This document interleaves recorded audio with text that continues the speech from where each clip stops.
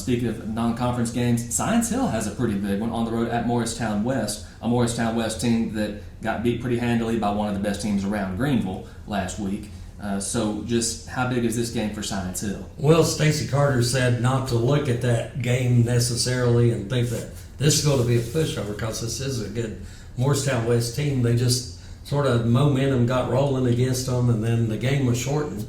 Actually, 35-0 win for Green Devils over Morristown West. But West, the Trojans, they come back with quite a few good players from last year. They had Malachi Monroe, who was second on the team in rushing last year. You got Bobby Fair, who was their leading rusher against Greenville.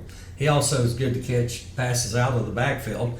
And then they settled on the quarterback, Riley McClellan. He was like last year's shared time, at quarterback, and this year he's their starter on defense. They've got some really good guys. They got senior linebacker Lucas Orr, who was the leading returning tackler from last year's team, Michael Holmes.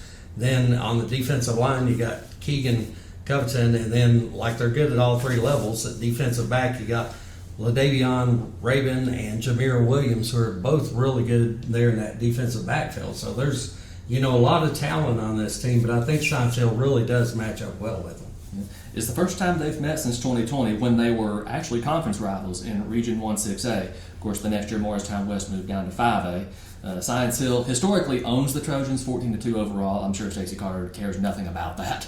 Andrew, I would say in Hampton, but Hampton's football stadium has been demolished.